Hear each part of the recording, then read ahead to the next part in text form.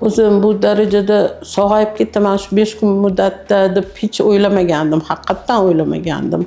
Men bu lor klinikasiga 5 kun davomida davolandim. Kardiolog Dilshodjonov davoladilar meni.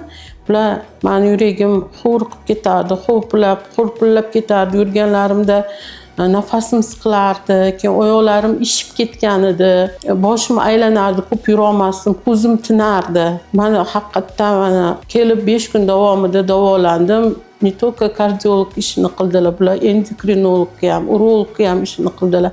Mana hozir nafas olishlarim ham yaxshi, bemalol zinalardan chiqib tushib yuribman. Keyin oyog'imning ishlari ketdi, yurganimda xansiramyapman.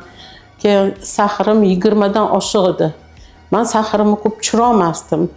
Bu yerga kelib davolangandan keyin hozir 7, uzoq 8 bo'lyapti sahrim. Agar mendagi simptomlar bo'lsa, sizlarga juda ham tavsiya qilaman. Ishoninglar, kelib agar mana shu yerda davolansanglar, menga o'xshab minnatdor bo'lib ketasizlar. Men juda ham minnatdorman, ishlarini rivojini bersin. O'zim bu darajada sog'ayib ketaman shu 5 kun muddatda deb hech o'ylamagandim, haqiqatdan o'ylamagandim. Mana bosh hamshiramiz har doim hammani kelib, qarab, nima ish qilyapti, nima sizga yoqyapti, nima yoqmayapti deb so'rab turadilar.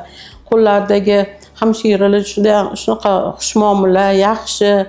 Haqiqatdan bunaqa xushmuomala, yaxshi insonlar mana shu yerda ishlashiga men kafillik qilaman.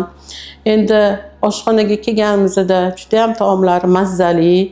4 mahal ovqat yedim men. Ovqatlari juda mazzali. Xuddi restoranda ovqatlangandek ovqatlandim.